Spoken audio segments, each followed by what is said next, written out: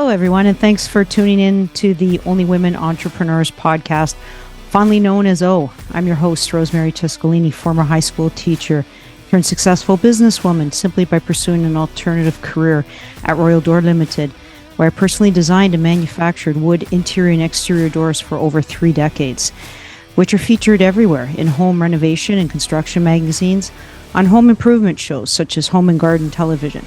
We've worked with top-notch designers such as Brian Gluckstein and TV personalities Brian Baumler and Mike Holmes.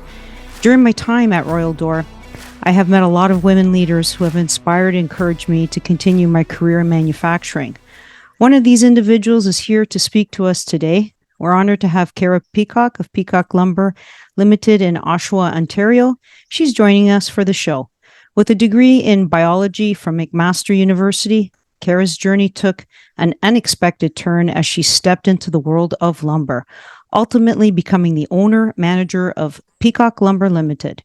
Her steadfast commitment to navigating a male-dominated industry and transforming assumptions into achievements has paved the way for women entrepreneurs and businesswomen. Cara, hello and welcome to the podcast. Thank you so much for having me, Rosemary. So, Cara, if I were to walk into your lumberyard and just walk around, what kind of products would I find there to purchase? Yeah, so we keep a broad variety of building materials, but more finishing materials. We have a mill here and we manufacture a lot of what we sell, which is moldings, flooring, paneling, but we also sell a lot of high quality plywoods and construction lumber.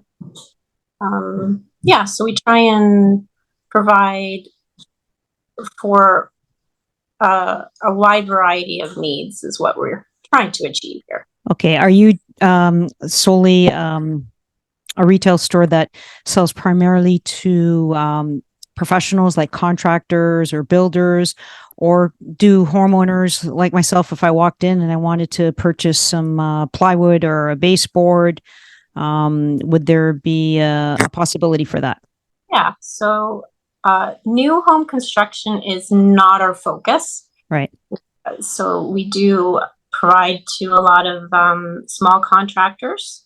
I'd say that's probably 70% of who we sell to.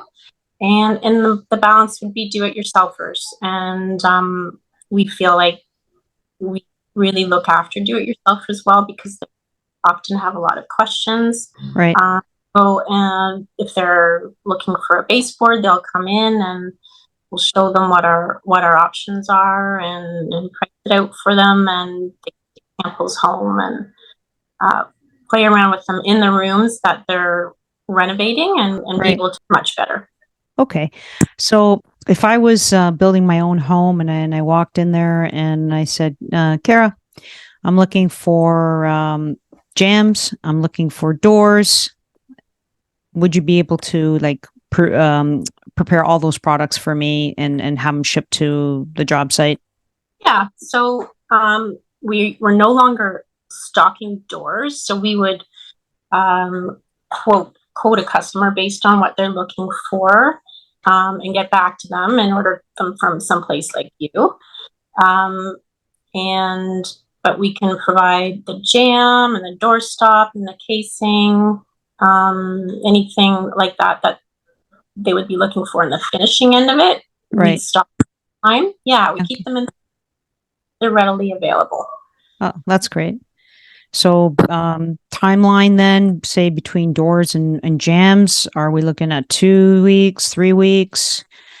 If I know you'd be dependent on a door manufacturer, but if your door manufacturer said 2 weeks, and then could you expect to have the whole package like within a 3-week turnaround? Oh, absolutely. Yeah. That's great. The jam and the trim, we can pull that off the shelf most of the time.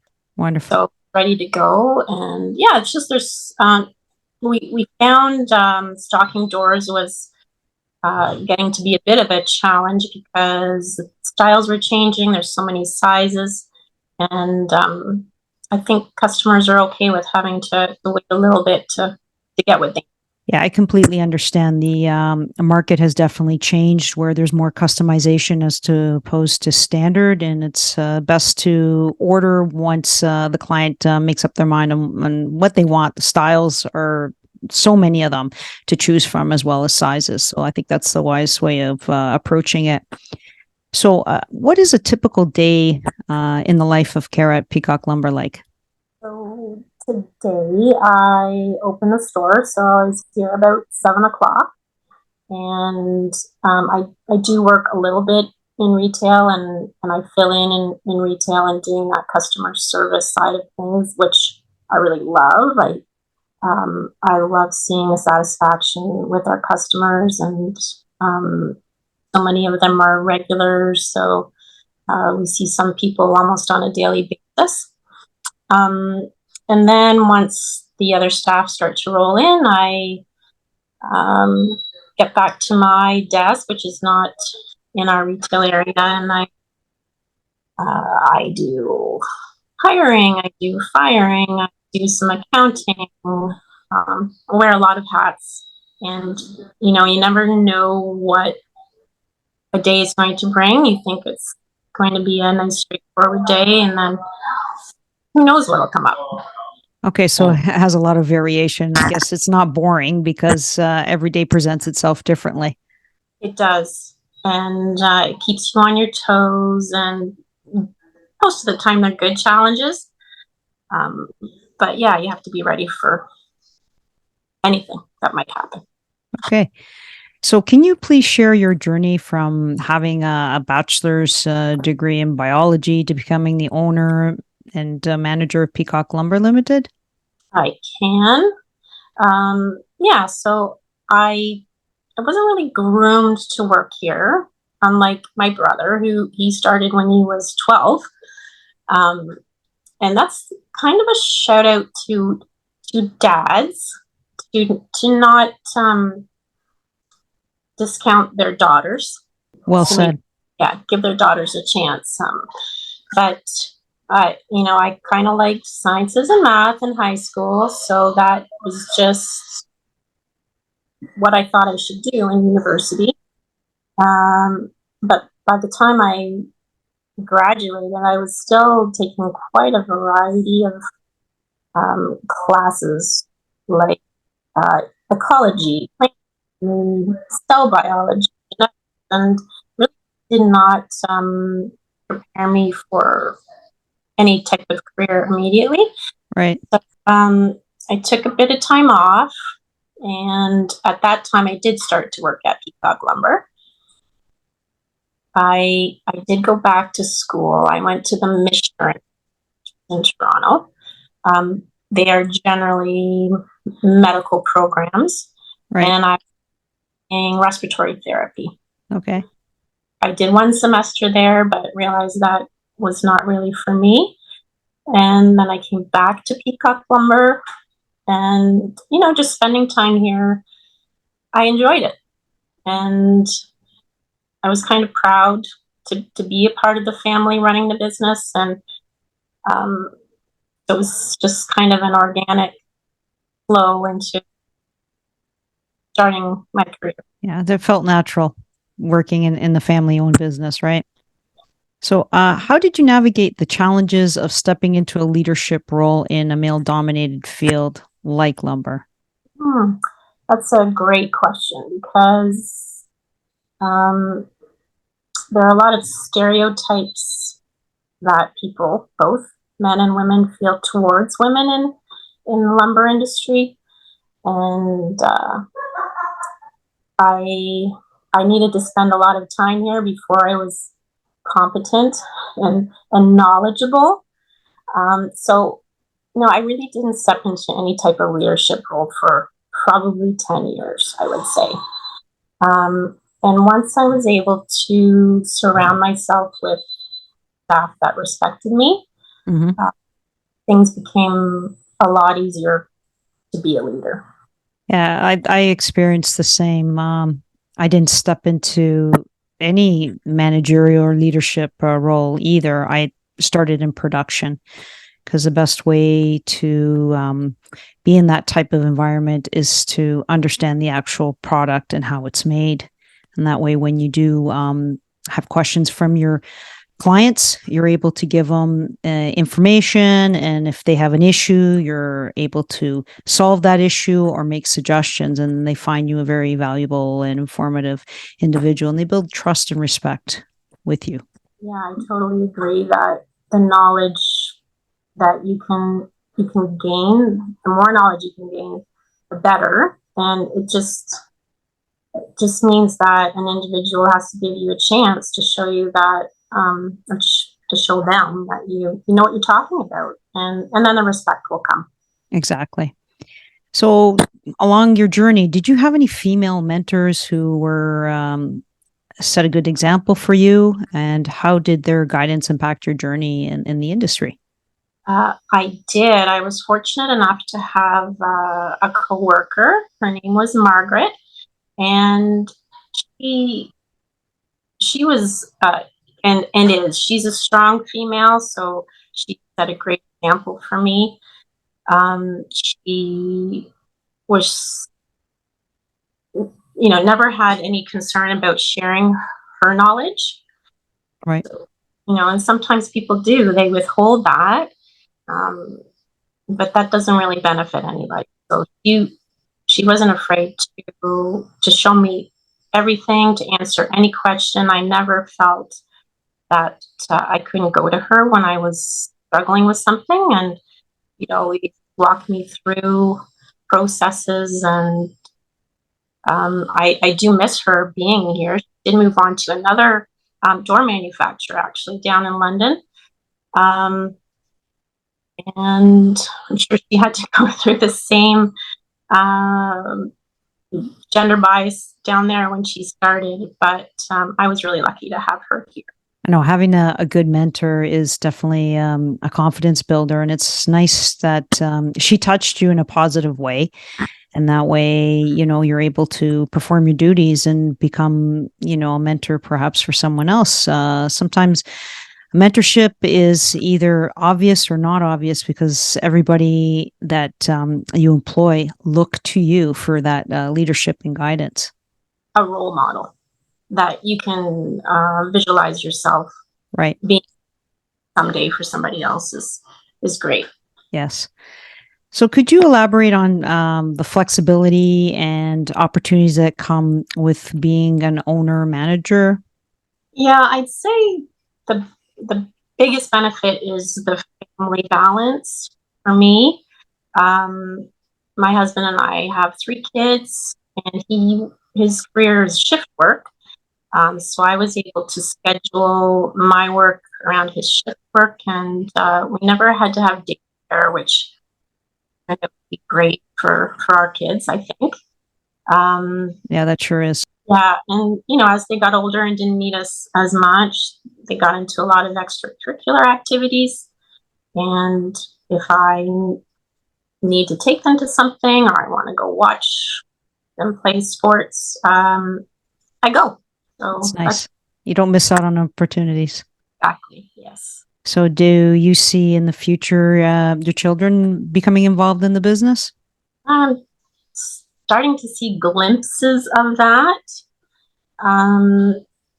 I still want them to make it their own choice. Yes. They know that it's certainly an option, and I've advocated that. I think it's a great option, but I think working in other locations and under other management is good for their overall experience. Absolutely. So we'll see what happens. There's still a couple of them are still in high school, and my oldest daughter's is at university. I don't think she's coming, but we'll see. Fingers I don't crossed. know. You went to university and you had a career change, right? Correct. Yeah. So, as a business owner, what have been some of the key decisions you've made that have shaped Peacock Lumber? I think I have the most influence in staffing. The shaping of who we have here, where they're positioned, who they're working with. and trying to find their skill set and put them in a position that we all take advantage of those skill sets. Right. And, just trying to have a group that gets along. Most people in any workplace know that there are concerns like that. So that's my goal, to try and have a fun working environment where everybody gets along. Sounds good.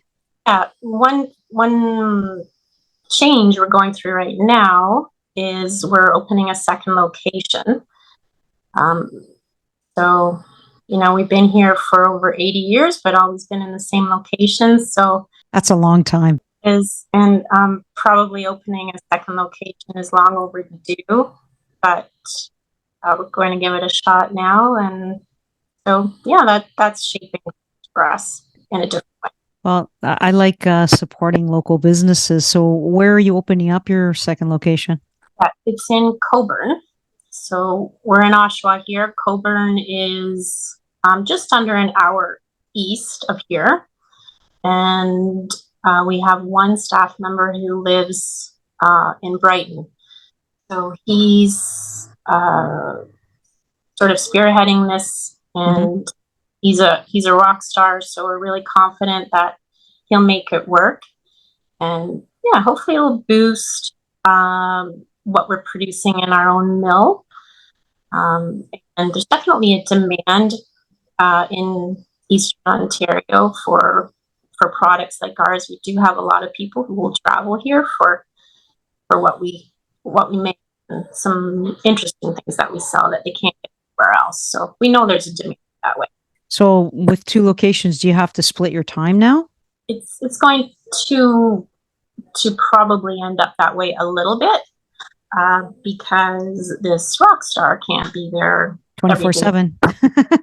So yeah, there's a few things to juggle, but we'll figure it out. Yeah, I'm excited to go there the odd time and see how that community works. And right. Yeah, I'm looking forward to it. So it's going to be a new adventure for you. That's good. Yeah. You got to keep us posted about it. I wouldn't mind hearing more as it progresses. And the projected store opening date? So in this case, we're leasing some space, which we get in September 1st, and I think it'll take a good 6 weeks for us to prepare the space for what we need and get it stocked. So yeah, middle of October we're hoping for. So later on this year. That's great. Fall. That's wonderful. Yes. Congratulations on that. So how do you manage the burden of risk that comes with being a business owner? I would say that the most risk that business owners are subject to are things that fall under health and safety and human resources. Aside from financial risk, and basically we don't have any personal financial risk here. So I've outsourced help for health and safety and human resources. Those are both things that are constantly changing and mandated by the government that it's really difficult to stay on top of. So I let another expert guide us on those things, and they're great for advice and walking us through, making sure we dotted our I's and crossed our T's, so that will prevent things that might turn into a snowball into an avalanche. Oh, that's wise. Business owners, like you said earlier, they wear a lot of hats, but sometimes, we do have to call in experts just to guide us through areas of the business that we're unfamiliar with. And, we have so many things on our mind. We can't always micromanage every little aspect of it. And it frees up our time to do things that we're especially good at. So I think that was a good choice. Yeah, I honestly would recommend that for a lot of small businesses. I think that might struggle with that. I think for us, it's worked out really well. Okay, so how do you find fulfillment in your career now? I love coming to work. Um, it keeps me sharp. It's great socially because I love the people that I work with and I love our customers. Yeah, and because it does allow me to have a good family family balance. Just everything seems to fit together, and I'm very satisfied. It's good. And what are some of the cons about being a business owner? I would say the constant decision making um, is is a big responsibility, and often you just want somebody else to make a decision. That's hard. Yeah, but like you get very attached to your staff, and sometimes you have to make really hard choices, and you just don't want to be the one to do it. Um, I find that's probably the big. Yeah, I think that runs true for me. I think we have such an enormous responsibility. We have all these families that we need to take care of, and you look at your employees as family. You know that they have mortgages, they have young children or older children that are going through university, and they really, really need to depend on you for that job. And it's terrible when we have an economic slowdown and you just don't have any work. And unfortunately, the inevitable does happen when the business cycle does slow down. You have to lay them off. And that's one thing that really, really weighs heavily on me. And I bet it probably weighs heavily on you too.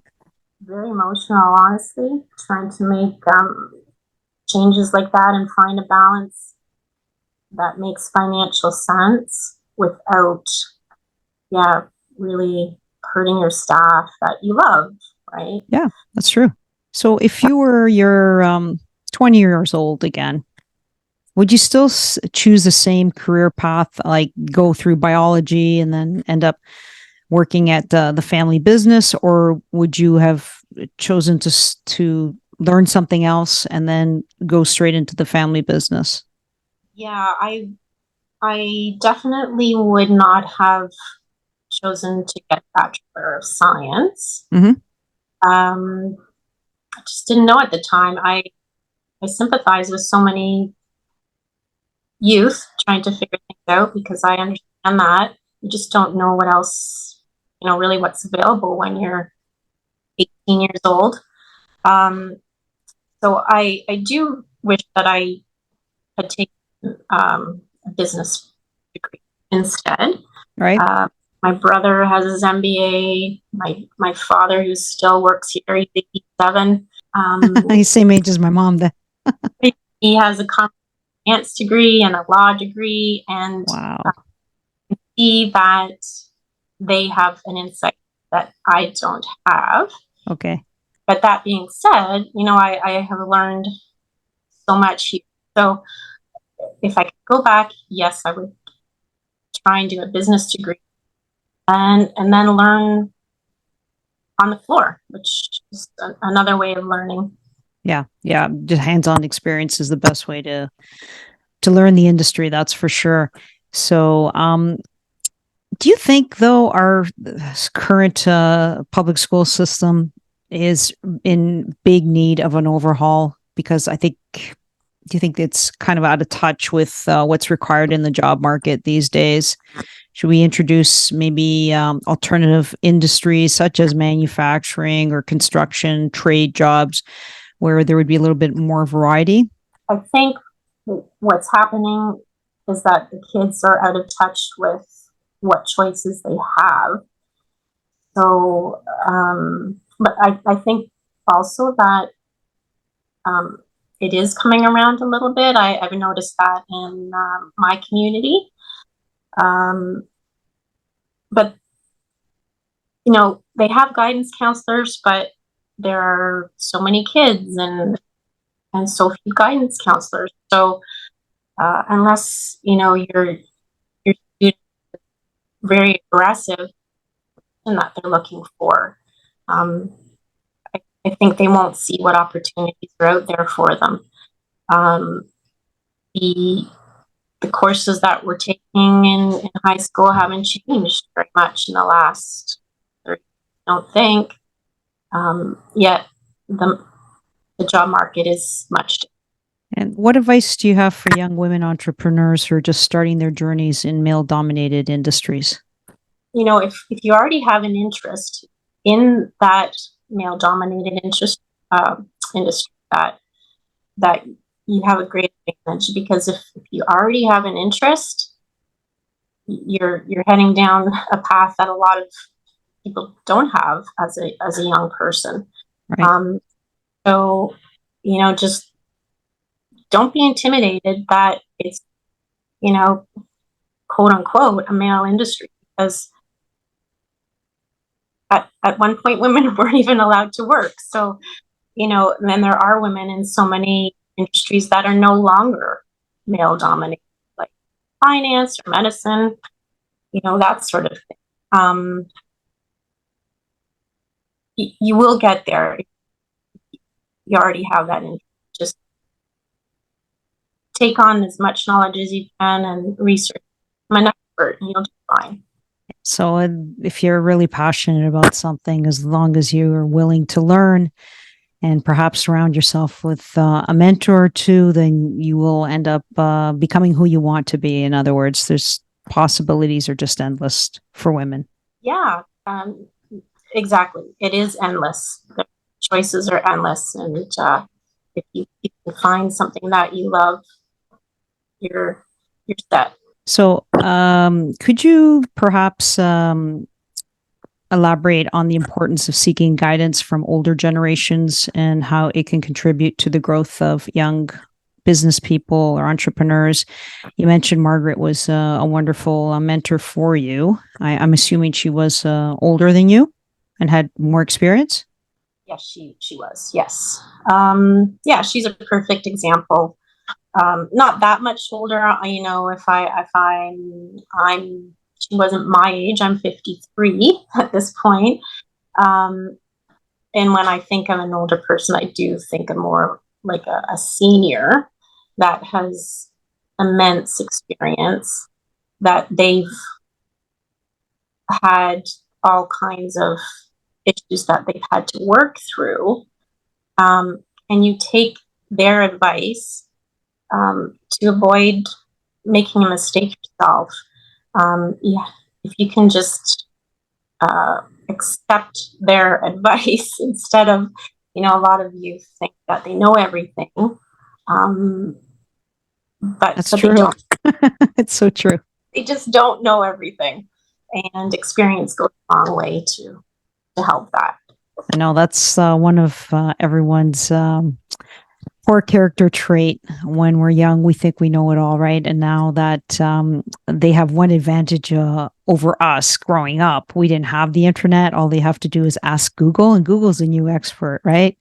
And they don't listen to the older generations that perhaps lived and experienced what they're going through, and they have plenty of advice and knowledge to pass on. Yeah, Google doesn't really have experience, right? Exactly. It's just, knowledge that's been accumulated worldwide, but I don't know if it's factually true. So you got to do your research to make sure that the information presented there is accurate. And it is their go-to. So try and find some other resources that are concrete, authentic. Yeah, that's right. So we touched upon your university degree, and do you think it's necessary, like in your current position, that you would have been better served with a university degree, or perhaps an alternative, say, way of getting an education, perhaps an apprenticeship or college? Do you think that would have better served you working now at Peacock Lumber? I think a college programs would have been absolutely satisfactory for me. You know, targeting the needs that you have in a small business without all the extra uh, courses that you're required to take in university. So, yeah, I think college provides lots of opportunity for Right. targeted learning. I do regret that even, since I've been working here, that I never did take those classes. They would have helped me quite a bit, probably. Okay. Well, you know what?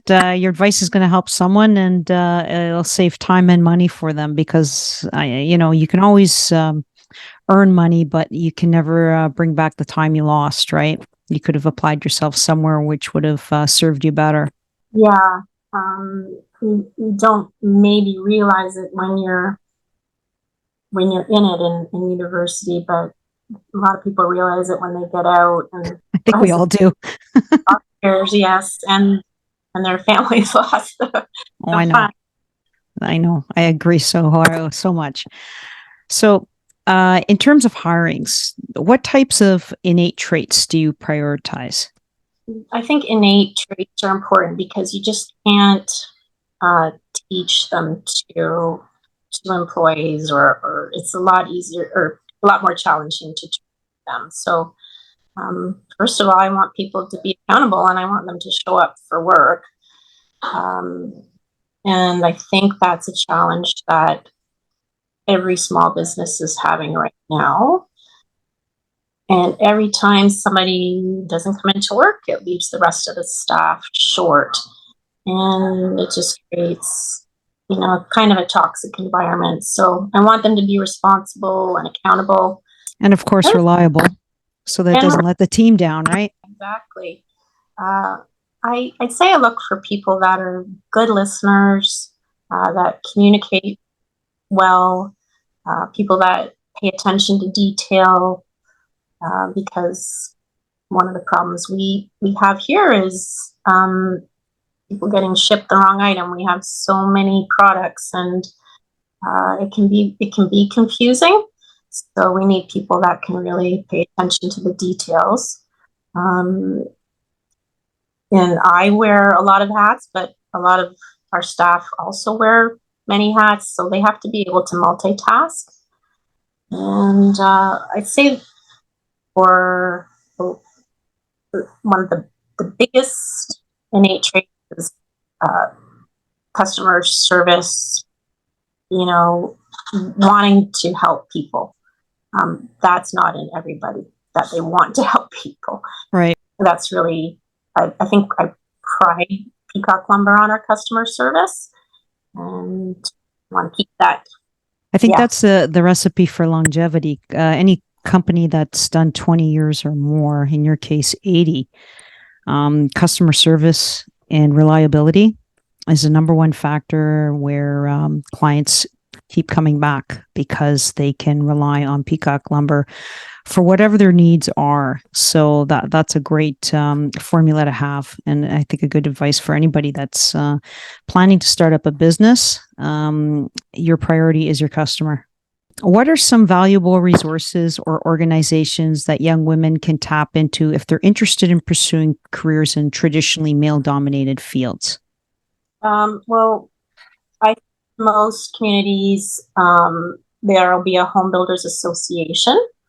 So you can search that up, and then there will be a list of members. And those members are going to be manufacturers, builders, contractors, vendors. So I think that could be a good resource just to get an idea of what's in your own community. And coincidentally, I received an email from a non-profit employment place called Job Skills. Okay. I've heard of them. It's just a coincidence because I got it this week. That's actually new for me. So if you wouldn't mind explaining what it is, I'd be appreciated. So this is Job Skills. It's a non-profit charitable community-based employment and training organization that has partnered with a country music star, Jason McCoy, and he is doing a road trip across Canada to help awareness of the program and funds for women. That sounds very interesting. If you can send me that information, so we can promote it. Yeah, exactly. You can Google it on YouTube, Building a Life Program for Women in the Trade. And maybe, you can meet up with them along their journey across Canada and see what options there are in the trade. That's a great idea. Thank you for sharing that. You're welcome. Can you share how you balance your responsibilities as a business owner and with your personal life? Oh, that's a tough one, actually. It's a tough one for anyone that isn't self-employed. Yeah, I think when you are working in your own business, that it does become your life. So I'm one of those people that doesn't do a lot outside of work. Um, yeah, sorry, Rosemary, I don't have much of an answer on that one. Okay, no problem. I appreciate your honesty. Can you discuss the importance of maybe networking for women entrepreneurs and how it can contribute to bridging the gender gap in entrepreneurship? Yeah, again, just going back to finding a good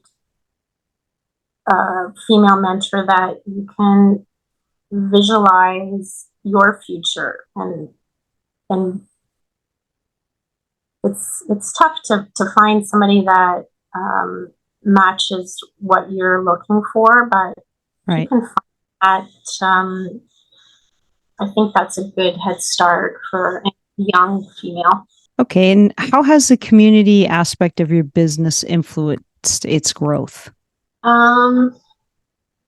We've been here for such a long time, and there used to be all kinds of other small lumber yards in our area. We are now the last independently owned lumber yard in our area. We're in Oshawa, Right.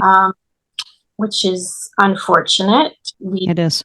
We with the loss of those other vendors, we've had to sort of fill a need in our community to supply products that we don't want to, but we know there's a need. And aside from that, I really feel like our community needs us, and it's an option for us to sell the property.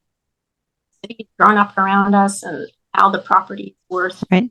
But I feel a lot of responsibility for the small contractors that rely on us, and we just want to continue to be there for them. They've supported us for decades, and we'll try and continue to support them. Yeah, and that's terrific because that's what it takes to keep businesses going and providing services for the surrounding area. Because if you're not around, then where would your clients go? Realistically, they would have to go to another town, city, and it would probably take a long time to get there. So you are providing a very valuable service, and that you are there for your clients. That's wonderful. Yeah, obviously box stores are an option, but not the best option for most people. Well, you get that personal touch, right? A big box store, you might have a student part-time working there, doesn't know anything, and then you go to a lumberyard like yours where you might be working the floor, and people ask you these questions, and you're full of knowledge, and it just makes a difference because you're picking the right product because someone took the time to provide you information to educate you on what's available. That's very important. Sometimes customers are a little bit lost, so definitely there's a lot of fulfillment there when you can get them the answers that they need. Well, there's just too much variety, honestly speaking, on the market, right? And then people start looking at social media sites like Pinterest, and they said, "Oh, I like that. I like this," and then they end up going to your store, and they're all confused, and so you have to set them straight. We look at a lot of phones to look at them. I believe you. So how do you see the future of women entrepreneurs in industries like yours, and what impact do you believe your career has had on that future? Oh, I don't know that my career's had any influence on that future, but Well, you've been there for a long time. How many years?